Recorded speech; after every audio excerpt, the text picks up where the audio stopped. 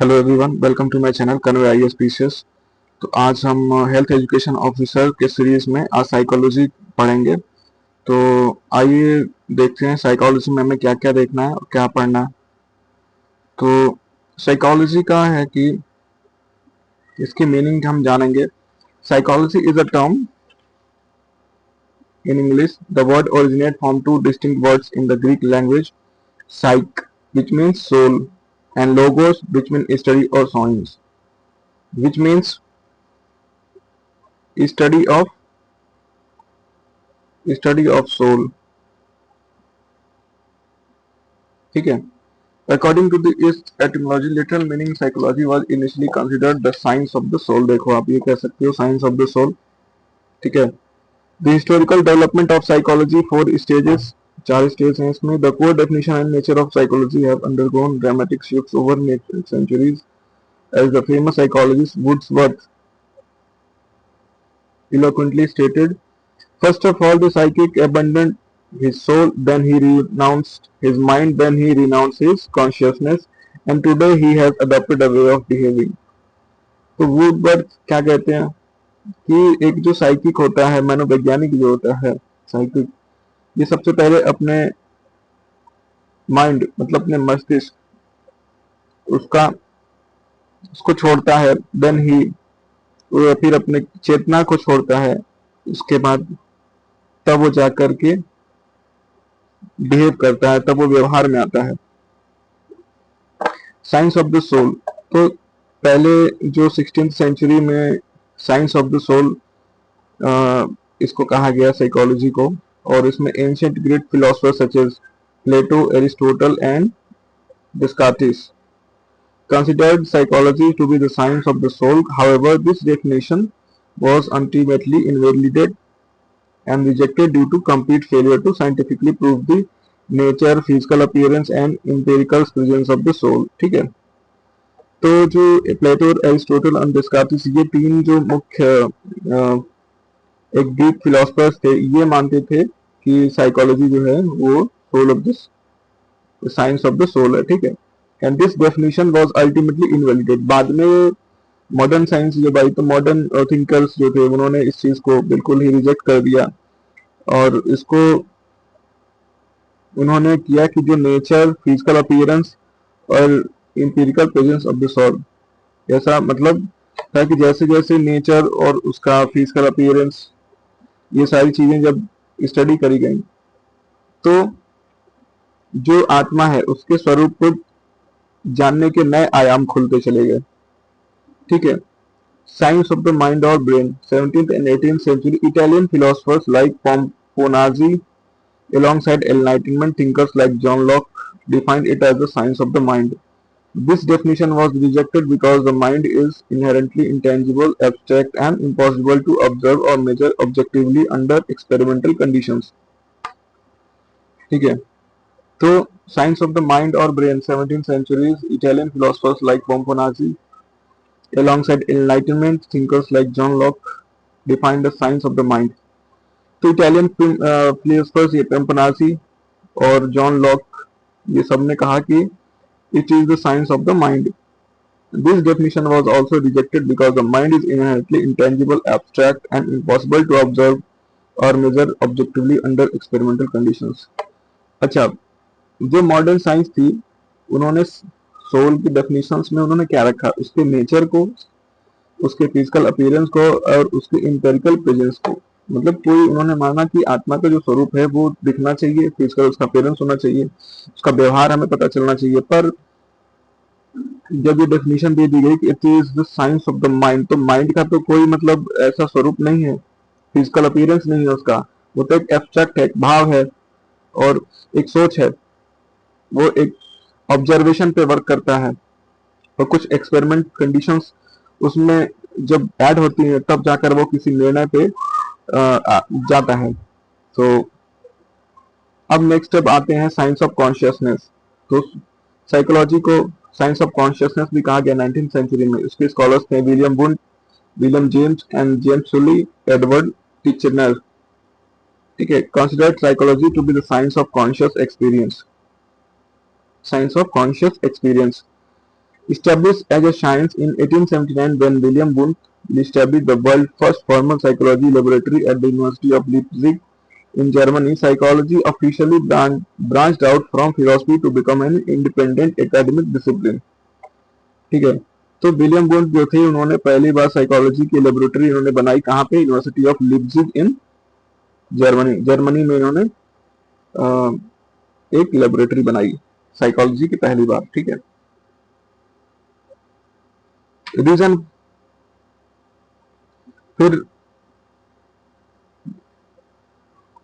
Sigmund Freud empirically proved that the conscious mind constitutes only a minor fraction, 1/10 of the human psyche, while the remaining 9/10 consists of unconscious and subconscious mind.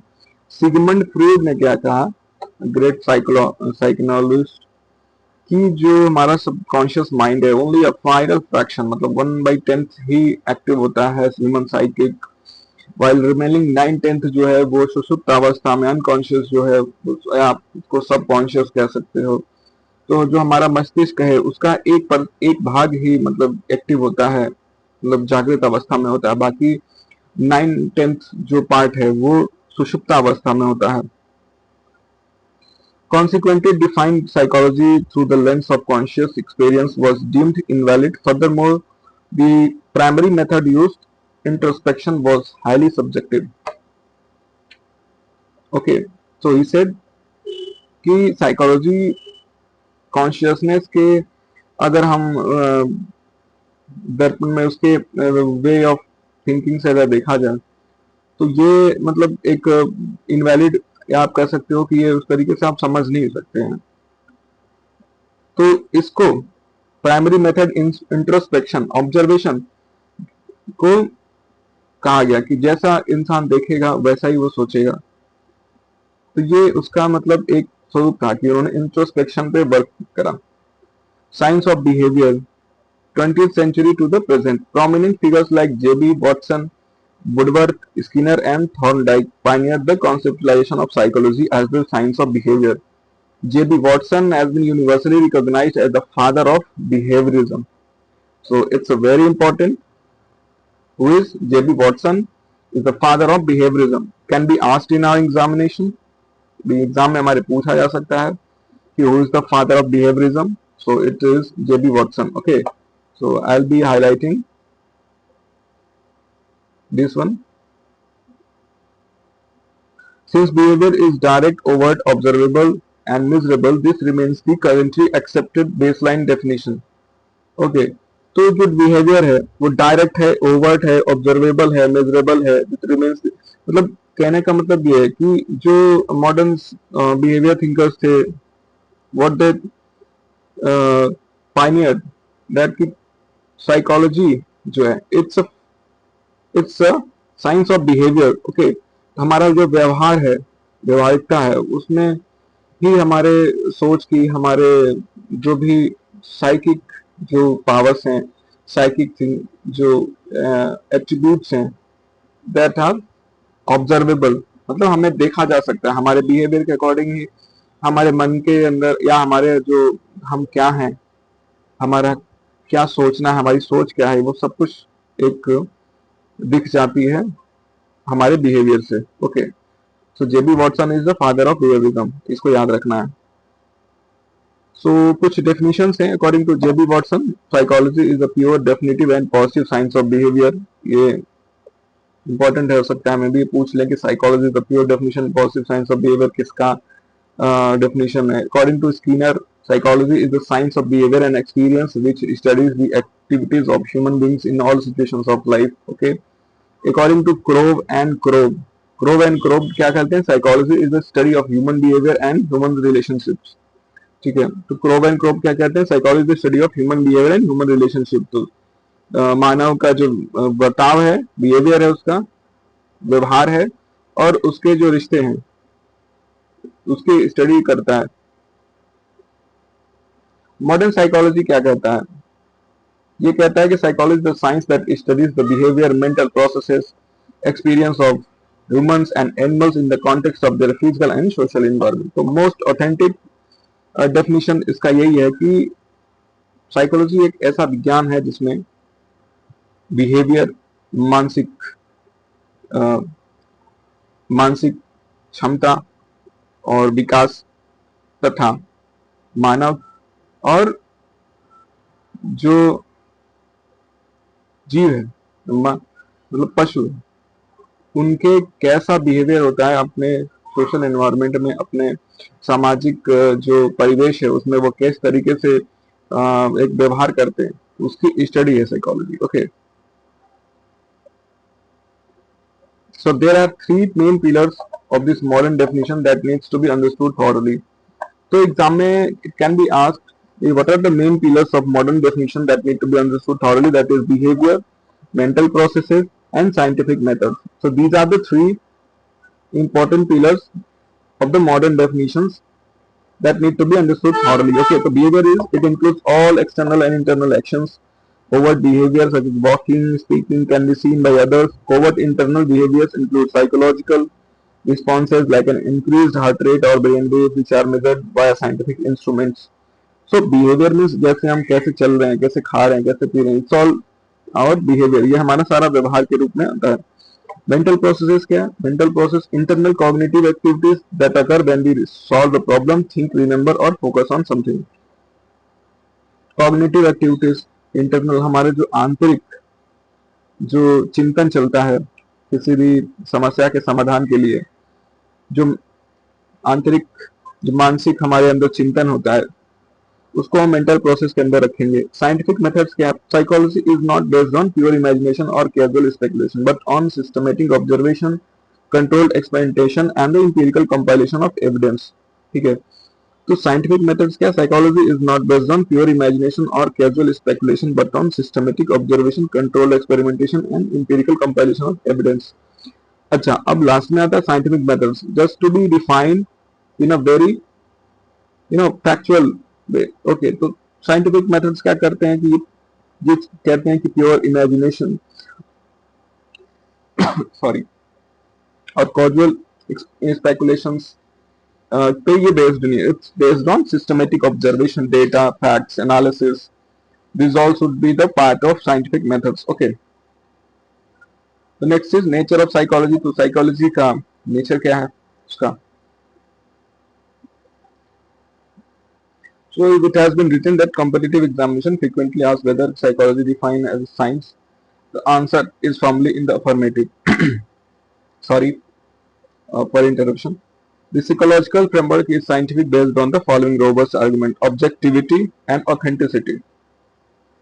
Psychology is studied unbiasedly in the behavior of same person is studied by two different psychologists. Their final results and diagnosis will be approximately identical. Okay, so what it has been said that if a person is studied by two different person, okay, एक इंसान अगर दो अलग अलग psychologist के द्वारा अगर observation किया जाता है उसको, तो हो सकता है कि उनके जो फाइनल मतलब रिजल्ट्स हो दोनों के, वो बिल्कुल लगभग आइडेंटिकल हो, मतलब सेम हो. क्यों? क्योंकि एक इंसान का जो बिहेवियर है वो चेंज नहीं हो सकता है. वो चाहे एक इंसान, वो कोर जो उसके बिहेवियर के जो ट्रेट्स हैं that can not be change, तो वो दोनों के सामने वो सेम वे में ही बिहेव करेगा. So that is why it has been said that final result and diagnose will be approximately identical. Okay, the next is studying cause and effect relationship. Much like natural sciences, psychology seeks out underlying reasons behind a specific behavior. For instance, if a child acts out aggressively, psychologists conduct a systemic analysis to find structural causes. Okay, so एक child, एक बच्चा है, अगर वो aggressively गुस्से में behave करता है, तो psychological conduct a systematic analysis to find structural causes. अब कोई भी बच्चा है, अगर वो छोटा है और वो उसके अंदर गुस्सा है या कुछ भी तरीके से अग्रेसिव वो काफी बिहेव कर रहा है, तो उसका मतलब ये है कि something that has been very strange happen to him और हर. ओके, उसके अकॉर्डिंग वो कॉज आया और उसका इफेक्ट ये दिख रहा है कि ही और she is aggressively behaving. Okay, तो इसको समझने के लिए एक सिस्टमेटिक एनालिसिस की जरूरत होती है. गोल ऑफ साइकोलॉजी, क्या गोल है? As a health education officer, a health professional, understanding the health related behavior of various sections of society is critical. There are four fundamental goals of psychology achieved via scientific methods. तो चार इसके goals हैं. पहला है measurement and description. Primary goal is to understand human or animal behavior, mental processes, measure them accurately, and describe them in details. Unless a problem or behavior is properly operationalized and measured, it cannot be effectively treated. For example, if an individual is under extreme stress, psychologists will first measure their stress level using standardized psychological tests like diagnostic questionnaires and describe the profile as general anxiety, clinical depression or specific phobia. Okay. So first जो psychology के goals हैं like how to achieve the psychological methods, तो इसमें हम पहले measurement करेंगे.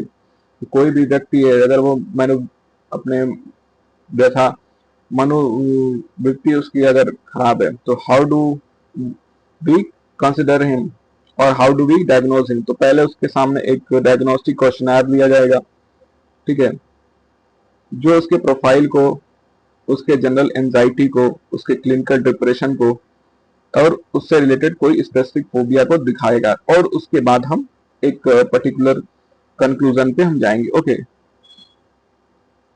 अब ये देखो importance in health education. Under this goal peoples deeply rooted attitudes, traditional myths and daily habits regarding public health are systematically measured and documented.